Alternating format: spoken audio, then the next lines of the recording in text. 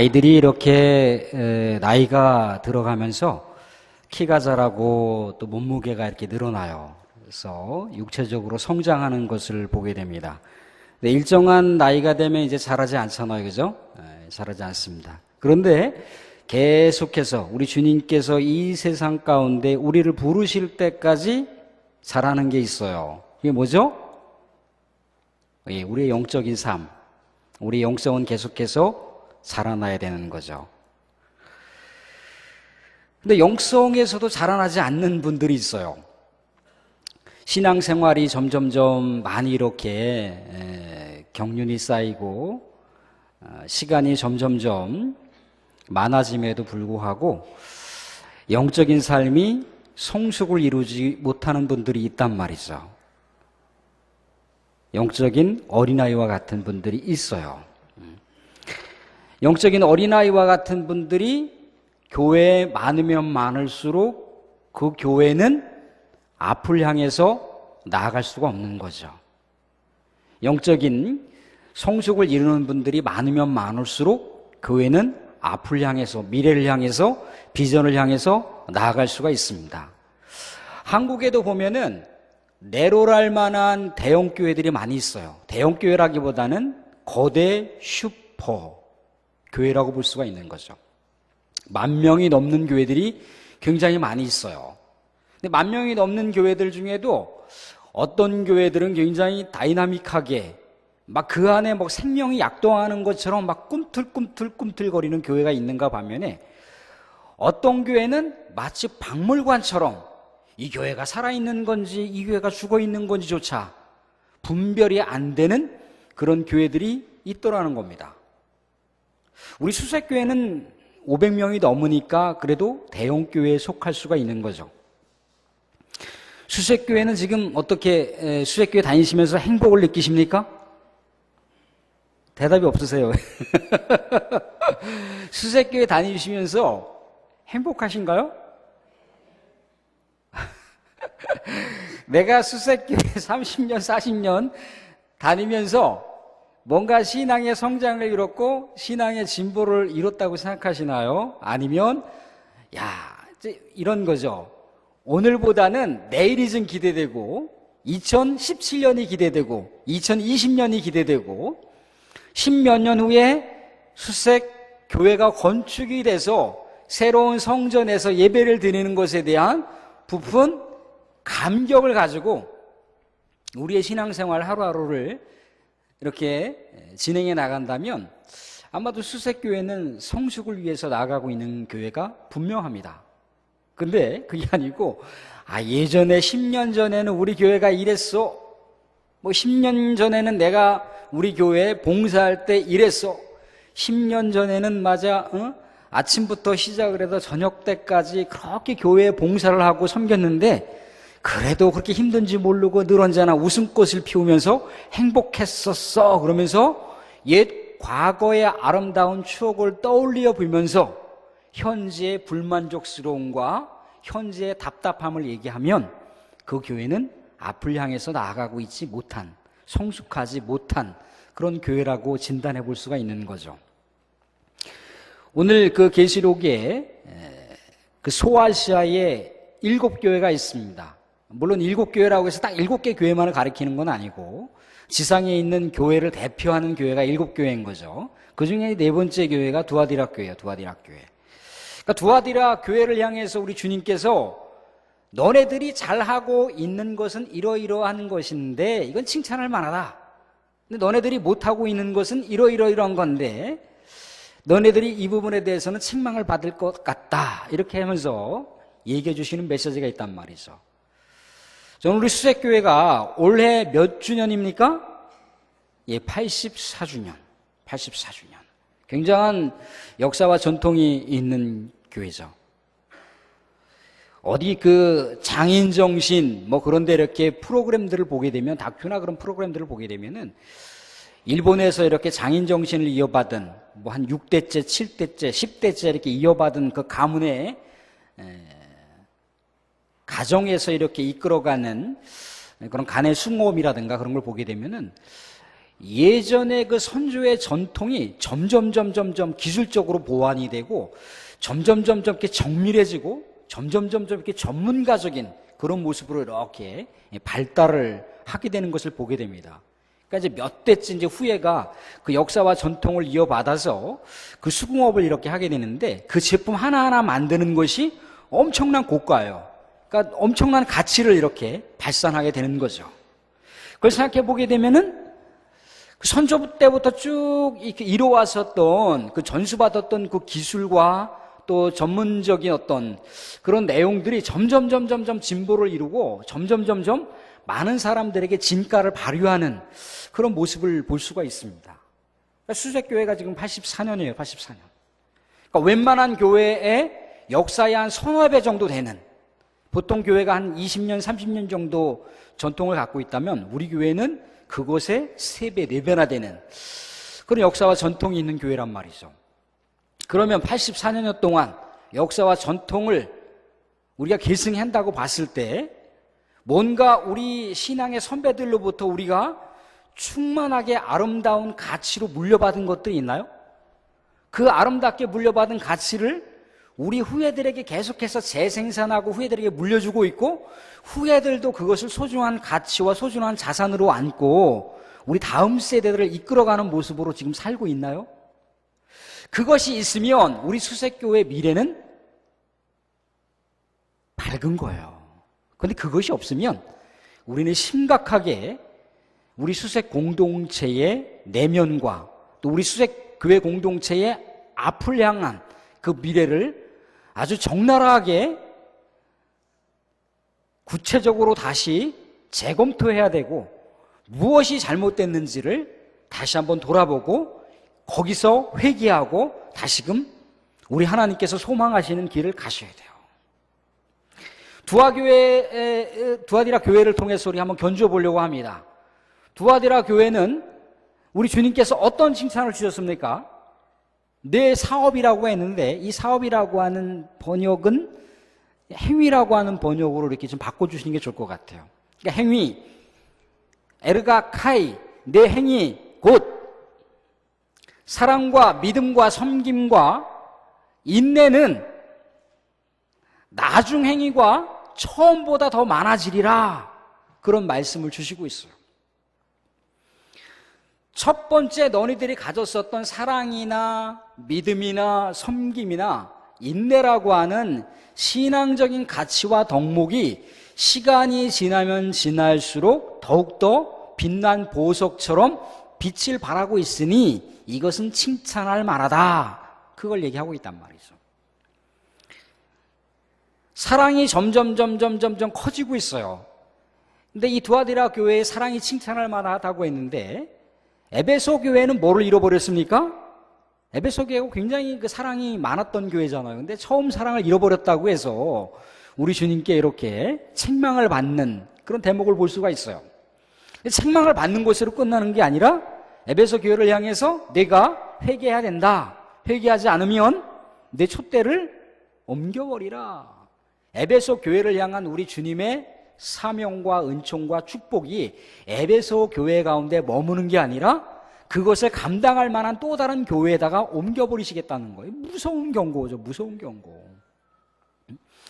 근데 그거에 비해서 두아디라 교회는 에베소 교회에 비하면 굉장히 그 사랑이라고 하는 그 덕목에 신앙의 성숙과 진보를 이루는 것이 분명하다는 거예요.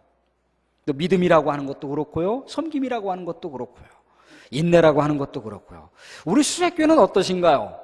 우리 주님께서 수색교회에 사랑하고 있는 그 모습, 또 믿음을 갖고 있는 그 행위, 또 섬김의 그 행위, 또 인내의 모습을 우리 주님께서 진단하시고 평가하실 때, 아, 수색교회는 잘하고 있어, 수색교회는 옛날보다 훨씬 좋아지고 있어, 그러한 평가가 내려지면 얼마나 좋겠습니까? 근데 어떻게 주님께서 평가하실 것 같아요? 아니, 사랑이라고 하는 게 그렇죠. 아, 예전에 수색교회가 교회만 들어오면 그냥 답답하고 사람이 너무나 그냥 차갑고 너무나 그냥 그 시베리아를 들어오는 것 같은 그런 느낌을 받는 교회였는데 시간이 지나면 지날수록 그 눈빛만 봐도 정말 사랑이 잔잔하게 묻어있는 것 같고 말 한마디만 이렇게 들려줘도 나를 위해서 격려해 주는 것 같고 나를 품어주는 것 같고 내가 세상에 이리 밟히고 저리 밟히고 이 상처 입고 저 상처 입었는데 우리 수색교회를 오니까 뭔가 내가 치유받는 것 같고 회복이 일어나는 것 같고 나에게 격려해 주는 것 같은 그런 마음이 들게 됐을 때 수색교회는 성숙을 향해서 나아가는 거겠죠. 근데 여전히 예전이나 지금이나 교회가 교회 같은 그런 모습을 갖고 있는 게 아니라 교회가 마치 뭔가 이렇게 우리 하나님께 거룩하게 예배드리는 것만은 분명하고 신앙 공동체 안에서 교제하는 것만은 분명한데 그냥 끼리끼리 어울리고 그냥 집단적으로 어울리고 왕따 당하는 것 같은 느낌이 들고 내가 가도 교회에 소외당하는 느낌이다. 그러면 그 교회는 퇴보를 하는 거겠죠. 성숙을 향해 가는 게 아니라 신앙의 후퇴를 가는 거예요. 후퇴를. 믿음이라고 하는 것도 그래요. 믿음이라고 하는 것도. 초신자가 교회에 왔는데 처음에는 몰라요. 처음에는 우리 성도님들 계시록 2장 18절 피십시다. 근데 구약 성경을 계속해서 뒤적거려. 처음 생활하니까. 근데 시간이 지나면서 저쪽에 구약 성경에는 오바다 피십시오. 그래 탁탁탁 펴내요. 저쪽에 욥기 펴내시오. 그럼 욥기를 탁탁 펴내. 이제 신앙에 이제 어느 정도 익숙해지신 거죠. 근데 신앙이 어떤 그 외형적인 그 습관적인 것만 이렇게 익숙해진 게 아니라 예배를 사모하는 그 모습, 또 예배를 우리 하나님께 드려지는 그 모습을 보면 너무나 진지하고 옆에 있는 누군가만 봐도 뭔가 은혜스럽고 그래요. 모든 공적인 예배에 충실하게 또 참여하고 또 새벽 제단도 또 쌓기도 하고 또 그뿐만 아니라 목회자들을 통해서 주어지는 말씀뿐만 아니라 늘 또 하루하루 이렇게 통독도 하고 또 큐티도 또 하면서 우리 하나님께서 나에게 오늘 들려주시는 메시지가 무엇일까 그렇게 사모하는 모습이 있다 보니까 믿음이 성장을 하는 거예요. 믿음이 성장을 하는 거예요. 머리만 커지고 가슴만 커지는 게 아니라 삶이 점점점 커지는 거예요. 삶이 풍요로워진단 말이죠. 그게 믿음의 이제 성장을 이루고 성숙을 이루는 거예요. 섬김이라고 하는 것도 그렇다는 거죠. 섬김이라고 하는 것도 그렇고. 우리 찬양대 봉사하시는 분들이 있는데 찬양대 봉사하시는 분들이 더 많이 이렇게 인원이 충원됐으면 좋겠어요. 그래서 저쪽에 예배 중간에 앉아 계시는 분이 늘 언제나 2부 예배 때 오셔요. 늘 언제나 기도하시는 모습을 보니까 은혜가스러워. 또 이렇게 먼 발치에서 주변에 있는 사람들이 들어보니까 찬양하는 목소리도 너무 곱고 아름다워요. 그래서 이제 추천을 해주는 거죠. 2부 찬양대 메시아 이렇게 대장님이나 아니면 지휘자 우리 목사님에게 누구누구 성도가 있는데 참 목소리도 좋고 2부 메시아 찬양대를 섬기면 참 잘 어울릴 것 같아요. 그래서 이제 우리 대장님하고 지휘자 목사님하고 가서 이제 부탁을 하는 거예요. 김 집사님 아니면 무슨 성도님 들어보니까 찬양대 하실 수 있을 만한 충분한 목소리고 2부 예배 이왕 오시는 건데 조금만 더 일찍 오셔서 같이 이렇게 찬양대 봉사하시면 좋겠습니다. 그런데 나 시간이 없거든요. 도저히 시간이 없습니다. 도저히 시간이 없어. 그러면 정말 2부가 힘드시면 일부라도 오셔서 찬양대 봉사를 좀 해주시면 얼마나 좋을까요? 나 시간이 없었어요. 1부, 2부도 안 되면 그러면 임마누엘 찬양대라도 섬겨주시면 어떨까요? 내가 시간이 안 됐어. 그럼 뭐 하세요? 근데 이제 그게 아니고 제가 부족하지만 섬겨드려야죠. 제가 이렇게 한 줌의 밑거름이라도 돼서 메시아 찬양대가 조금이라도 더 풍성해질 수 있다면 제가 섬겨야죠. 그리고 딱 하면 그 교회가 얼마나 흥이 나겠습니까? 메시아 찬양대가 얼마나 행복할까요? 그게 이제 섬김에 대한 아름다운 미덕이거든요. 그런 모습이 많아지게 됐을 때 교회는 성장을 향해서, 교회는 성숙을 향해서 갈 수밖에 없어요. 근데 이렇게 바쁘고 저렇게 바쁘대는 사람이 허구한 날 돌아다니면서 슬퍼 마시고 그러면 뭐가 되겠어요? 네? 그죠? 이렇게 되면 이제 교회가 우리 하나님을 향해서 가는 게 아니라 저 죽음을 향해서 가는 교회가 될 수밖에 없어요. 인내라고 하는 것도 그래요. 인내라고 하는 것도 그래요. 김 집사님 요즘에 너무 힘들어 보이는데 우리 김 집사님 요즘에 기도 안 하는 것 같아. 내가 지금 기도하고 있는데 우리 김 집사님 더 기도 생활 많이 했으면 좋겠어요. 이렇게 이제 조언을 해줘요. 근데 기도 안 하는 거 가지고 뭐라고 지적한다고 그걸 가지고 그냥 기분 상해갖고 자존심을 긁어버렸다고 하면서 그 사람을 향해서 분노에 막 그냥 육두문자를 막 듣는 데서 하는 게 아니라 뒤돌아서 친한 사람하고 막 입방을 하면서 세상에 뭐 사람이 저렇게 될 수 있어, 뭐 권사라고 하는 사람이 말이야, 앞에서 그런 말을 그렇게 쉽게 할 수 있어. 그게 아닌데. 근데 그게 아니라, 아유, 이 집사님 요즘에 좀 내가 이렇게 신앙생활 쭉 지켜보니까 교회도 많이 거르는 것 같고 봉사도 많이 거르는 것 같고 좀 무슨 문제가 있는 것 같은데 우리 집사님 혹시 더 기도하면 좋겠어요. 그러면 아유, 권사님 내가 요즘에 남편 문제 때문에도 그렇고 자녀 문제 때문에 그렇고 너무너무 속상하고 힘들어서 교회 생활하는 재미가 없고 자꾸 하나님한테 불평만 생기고 불만만 생기고 그래요. 근데 권사님이 그렇게 한마디 해주시니까 그게 하나님 말씀처럼 들리네요. 제가 더 정신 차려서 더 기도 생활하고 더 신앙생활 열심히 하겠습니다 라고 그렇게 인내하면서 상대방이 조언해주는 말을 수용할 수 있는 모습이 된다면 그 교회가 성숙한 교회가 되겠죠. 이게 두아디라 교회의 아름다운 진면목이라는 거예요. 그래서 우리 주님께서는 두아디라 교회 너네 이러한 거 칭찬할 만하다 하신 거예요. 우리 수색교회는 어떠신가요? 수색교회는 사랑에서 칭찬을 받으실 만한가요? 믿음에서 칭찬 받으실 만한가요? 섬김에서 칭찬 받으실 만한가요? 인내에서 칭찬 받으실 만한가요? 우리가 100점은 못 맞아도 70점 맞아야 돼요. 70점. 70점. 이렇게 저렇게 실수도 할 수 있고 이렇게 저렇게 넘어질 수도 있어요.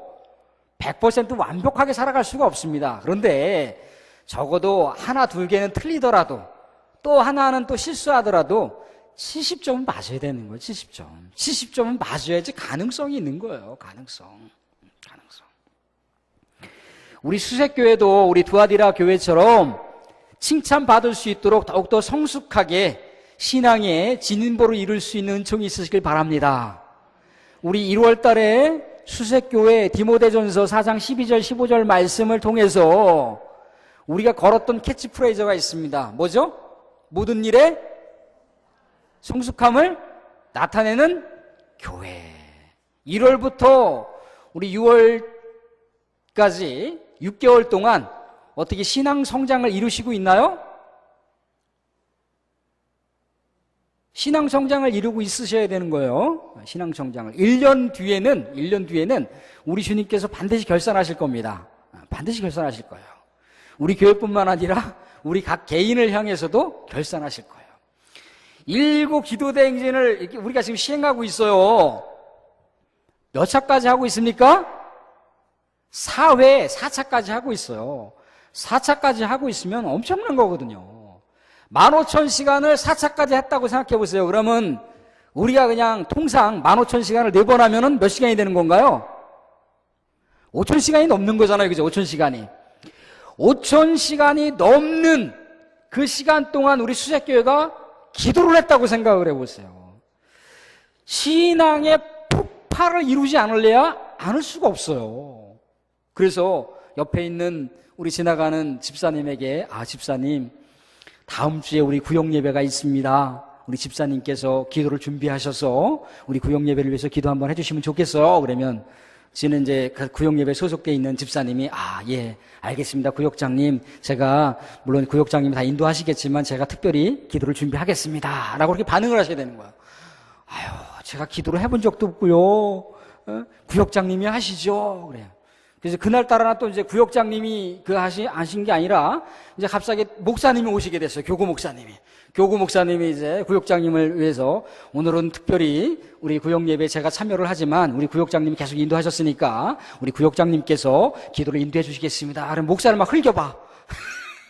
목사를 막 째려봐. 준비를 목사님 오신 다니까 준비를 안 했죠? 그러면서 째려봐.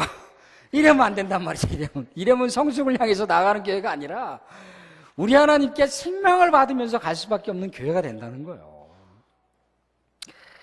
우리 수색교회 영적으로 더 성숙하시고 우리 신앙의 윤리가 더욱더 성숙하셔서 우리 하나님께서 우리에게 우리 수색교회 공동체를 향해서 신앙의 결산을 이루고자 하실 때, 주님, 내가 최선을 다했는데 요만큼밖에 못 남겼어요 라고 하는 말은 하실 수 있을 정도가 돼야 되잖아요. 주님께서 이만큼 우리에게 많은 은사와 달란트와 재능을 주셨는데 그냥 그걸 묵혀갖고 아이고 주님 남긴 게 없네요? 그러시면 안 된다는 거예요. 신앙의 성숙을 이루시길 바랍니다. 예, 그래서 두아디라 교회에 이제 우리 주님께서 책망하시는 대목이 나와요. 책망하시는 대목이 이세벨 상징적인 인물인데, 그런 거짓 선지자가 이렇게 유포하고 다니고 있는 거짓 그 사상과 거짓 여러 가지 혼잡한 그런 신앙생활들을 받아들인단 말이죠. 받아들이는 거예요. 받아들여서 그것을 자신들이 지탱해 가야 할 신앙의 중요한 가르침으로 받고 생활하는 그런 모습이 있을 수 있다는 거예요. 오늘 플랜카드 현수막에 보시게 되면 정동섭 박사님 오시잖아요. 그분 우리 세월호 사건 때 아주 적나라하게 실체가 드러나지만 그분께서도 구원파의 행동대장격에 있으셨던 분이세요. 다시 회심하시고 이제 신앙의 본질로 다시 이렇게 회복하셔서 신앙의 그런 회복의 역사가 이루어졌지만 그렇다는 거예요. 그러니까 거짓 가르침이 진짜 가르침인 줄 알고, 근데 그거 아시나요? 우리의 신앙생활이 거짓이 아닌 것은 분명한데 우리 신앙생활하는 내용을 보게 되면은 이단 사상하고 너무 비슷한 내용들이 많아요. 그냥 그것을 믿고 고집하고 그것이 옳은 것처럼 우리의 신앙생활 실생활도 그런 경우가 많이 있어요. 그런 경우가. 그래서 막 신천지에 대한 얘기 막 하세요. 뭐 구원파에 대한 얘기 합니다. 또 뭐 하나님의 어머니의 교회에 대한 얘기를 막 해요. 그게 그 이름은 들어서 그게 이단이라고 하는 건 알겠고 사입이라고 하는 건 알아요. 그래서 그분들이 교회에 들어오게 되면 그분들을 배격해야 되고 그분들을 멀리해야 된다는 건 알아요. 근데 그분들이 주장하고 있는 교묘한 그 논리가 우리 기성교회에 그대로 젖어 있어요. 근데 그걸 구별을 못하니까 그 사람들이 와서 이런 가르침을 가르치고 내가 한번 말씀을 가지고 논쟁해보자고 해도 이 말이 맞는 것 같고 저 말이 틀린지 어쩐지도 모르고 구별하지도 못한 채 그렇게 살아가는 경우가 너무나 많다는 거예요. 물론 신앙생활에 충분히 이렇게 우리 주님의 말씀에 이렇게 분별력을 갖고 있는 분들이야, 또 기도 생활을 충실히 하는 분들이야, 또 교리적인 기초 지식을 충분히 갈고 닦으신 분들이야, 그분들이 갖고 있는 여러 가지 교묘한 교리를 갖고 와도 당신 이단이지, 당신 사입이지 라고 우리가 그분들을 경계할 수 있고 그분들을 분별할 수 있지만 그런 분들이 애석하게 많지 않다는 거예요. 많지 않다는 거예요. 갖고 오면 몰라. 질문지를 갖고 와요. 질문지를 갖고 와서 권사님 풀어보세요. 장로님 풀어보세요. 아이고 왜 이렇게 어려워요? 질문 자체가 이단의 교리와 이단의 공식을 향해서 계속해서 그 코스를 인도하고 있는 질문인데 그 질문을 풀고자 애를 쓰더라는 거예요. 질문 자체가 잘못됐는지 모르고 문제가 이렇게 어려우니까 정말 우리가 각성해야 되고 우리가 자극을 받아야 됩니다. 그렇게만 생각을 하고 있다라는 거예요. 성경 공부를 하라고 해도 왜 이렇게 공부를 안 하셔요? 성경 공부를 하라도 이렇게 공부 안 하시고 말씀 조금 어려우면 왜 이렇게 말씀이 어렵다고 얘기하시고, 우리가 알고 있는 신앙적인 기본 토대 이단들은요 벌써 이미 다 꿰뚫고 있어요. 기성의 교인들이 무엇이 약점인지 무엇이 아무 기초 지식이 없는지를 다 알고 있단 말이죠. 여호와 증인들이요 초등학교 들어가기 전에 웬만한 애들은 성경 2번, 3번, 5독, 6독, 7독까지 하는 친구들이 있어요. 근데 성경의 의미를 우리가 조금만 더 이렇게 하려고 하면 아이고 어려워요. 언제까지 우리가 신앙의 어린아이와 같은 수준에서 머무시겠습니까? 어려워도 그 말씀이 도대체 어떤 말씀인지 좀 알아보려고 하고 그 의미가 어떤 건지 조금 고민해보고 씨름해보려고 하고 그런 게 있어야지 신앙생활이 이루어지는 거예요. 맨날 인물 설교만 가지고 우리가 우리의 신앙생활이 진보할 수 있을 것 같습니까? 그렇지 않아요. 때로는 조직신학의 교리도 우리가 공부를 해야 되고요. 신앙의 또 여러 가지 이 예언서 말씀이나 또 이 교리서 말씀이나 또 이 서신서 말씀, 이 논리적인 말씀도 우리가 씨름을 해야 되는 거예요. 그래서 우리의 신앙의 근육을 키우고 우리의 역량을 키우게 됐을 때 이단들이 침투해 와도 우리가 맞짱 뜰 수 있을 만한 그런 역량과 능력을 우리가 함유할 수 있다는 거라는 거죠. 근데 와도 우리가 대응을 하지 못해요. 대응을 하지 못해요. 신앙생활 40년, 50년 했는데 대응을 하지 못한단 말이죠. 이게 뭘 얘기하는 거예요, 뭘 얘기하는 거예요? 책망받을 만한 거잖아요. 자, 분명한 거는요, 우리 주님께서 믿음 생활 안 하는 분들만 징계를 하시거나 심판을 하시는 게 아니에요. 오늘 계시록 말씀을 보세요. 이단의 사상에 그냥 휩쓸려고 하는 사람, 신앙의 중심이 없는 사람, 다 우리 주님의 책망의 대상이고 우리 주님의 심판의 대상이에요. 심판 후에 그분이 구원받을지 안 받을지는 그 주님께서 평가하시는 문제지만 심판은 반드시 있다는 거예요. 반드시 우리 주님께서는 우리들에게 결산을 하신다는 거예요. 그랬을 때 주님, 내가 40년 동안 50년 동안 정말 내가 열심히 분투하면서 살았습니다. 모든 평가는 주님께서 하시겠지만 내가 정말 잘못됐다면 주님 지적해 주시고 다시 지금이라도 내가 회개할 수 있는 마음 주시옵소서. 그런 자세로 우리가 주님께 나아가야 돼요. 근데 두아디라 교회가 그렇게 이단 사상과 또 우상 숭배와 그거에 너무나 쉽게 젖어들었다는 거예요. 세속적인 가치를 그냥 걸러내지 못하고 그냥 적나라한 그 모습을 다 수용했어요. 그러면서 마치 교회에 갖고 와서 그거를 합리화시키는 거예요. 성경에 담배 피라고 하는 얘기가 어디 있습니까, 목사님? 성경에 술 취하지 말라고 했지 술 마시지 말라고 하는 얘기가 어디 있어요, 목사님? 자꾸 이렇게 합리화시키실 겁니까? 교회 무너지는 거예요. 교회가 패망을 향해서 가는 거란 말이죠. 물론 세상에서 그럴 수 있어요. 그럴 수 있는데 그 논리를, 그 합리를 교회에 끌고 오시지 말라는 거예요. 그럼 교회는 죽음을 향해서 가고 있는 거예요. 죽음을 향해서. 예배 끝나고 와서 맥주 한 잔 건배하고 그거 하는 걸 뭐라고 하는 게 아니고 하려고 하는 그 마음이 교회 공동체 가운데 여전히 묻어 있다면 그건 뭔가 심각한 거죠. 회개해야 되는 모습인 거죠. 습관적으로 이루어질 수 있다는 겁니다. 돌이키지 않으면 침상에 던짐을 받는다고 얘기하고 있어요. 환란이라고 재앙이라고 하는 얘기인데 재앙을 당해요. 그런 어떤 세속적인 가치와 합리를 우리 교회 공동체 갖고 와서 마치 그 정도는 괜찮은 것처럼 너무 쉽게 많은 사람들에게 이야기하고 다니지 않았으면 좋겠습니다. 직장생활하면 그럴 수 있겠죠. 그거 직장생활을 하시라는 거예요. 교회 와서 직장생활하면 그럴 수 있겠지. 그렇게 직장생활과 이 사회생활과 교회 문턱을, 물론 교회 문턱을 막 높이지 않은 건 아니지만 너무나 우리는 쉽게 그 거룩성을 훼손시키는 경우가 있습니다. 구별해야 될 것과 구별하지 말아야 될 것들을 너무나 같이 동일시하는 개념이 있다는 거예요. 그럼 교회가 도대체 어디를 향해서 가냔 말이죠. 새 예루살렘, 새 하늘과 새 땅을 지향하면서 살아야 될 거 아니에요, 교회가.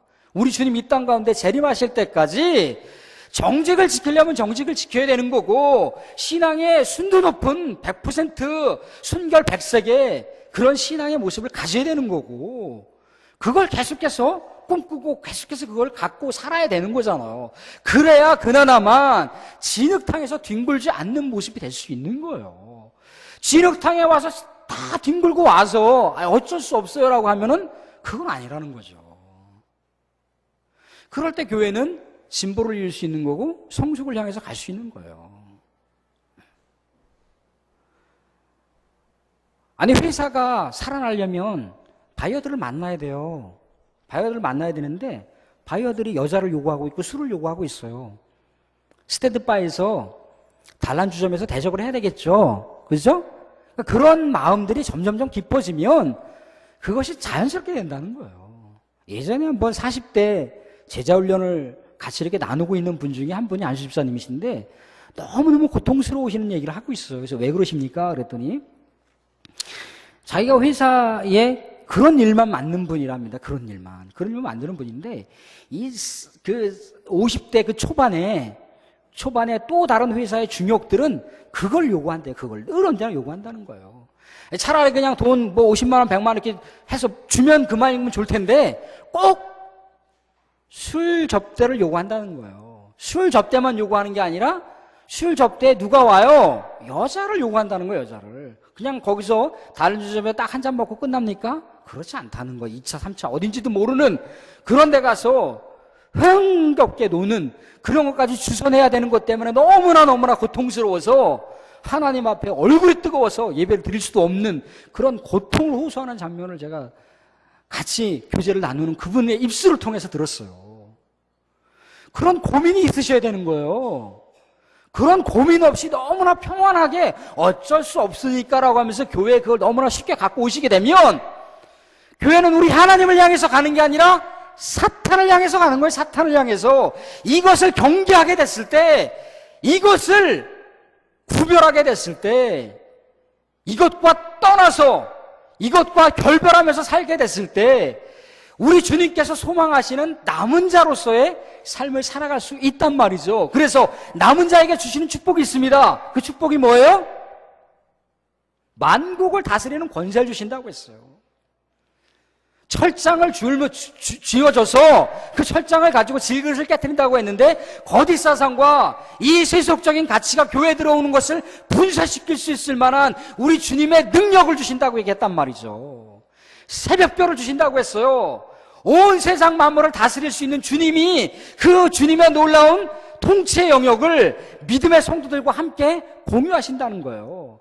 하나님의 통치의 측근자로 순결한 믿음을 갖고 성숙을 향해서 나아가는 백성들에게 주신다라고 하는 축복을 주시고 있습니다. 이 축복을 받으시기 바랍니다.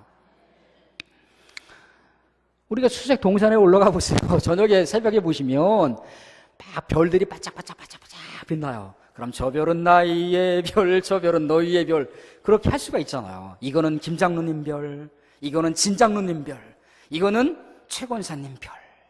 자연의 아름다운 그 세계를 바라보면서도 노래를 부를 수 있지만 그렇게 우리가 그 새벽별은 곧 주님을 상징하는 별입니다. 주님과 함께 더불어서 우리가 비록 우리 주님 재림하실 때까지 늘 언제나 우리가 사랑과 또 믿음과 또 섬김과 인내를 늘 언제나 진일보하게 가져야 되겠지만 우리 주님과 더불어 살아간다면 사랑이 성숙될 수 있을 것이고 주님과 더불어 살아간다면 믿음이 성숙할 수 있을 것이고 섬김이 성숙할 수 있을 것이고 인내가 성숙할 수 있을 것이라는 겁니다. 그래서 마침내 새하늘과 새 땅에 새 예루살렘 공동체, 우리 수색교회가 그런 공동체가 돼서 우리 주님의 만물을 다스리는, 온 세계를 다스릴 수 있는 놀라운 통치의 권능을 우리 수색교회가 받을 수가 있다는 거예요. 이런 축복과 은총을 우리 수색교회뿐만 아니라 우리 모든 성도들이 다 누리실 수 있는 은총이 있으시길 바랍니다. 네, 기도하겠습니다. 주님, 신앙의 성숙을 이룰 수 있도록 도와주시옵소서. 거룩하게 구별된 삶을 우리 수색 공동체가 지향할 수 있게 해 주시옵소서. 예수님의 이름으로 기도합니다.